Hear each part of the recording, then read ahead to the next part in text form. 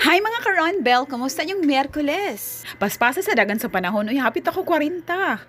Maong bahalag wa okasyon, mukha ang tagpansit udong para mutastaas atong kinabuhi.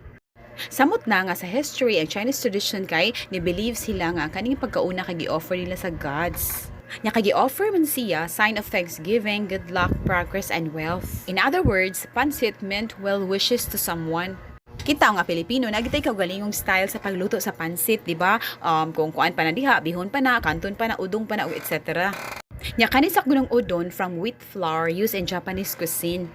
Dira mabala ka about sa nutrition ani kay niingon ang drx.com/nutrition.odonnoodles. Gi-review ni Annie Price.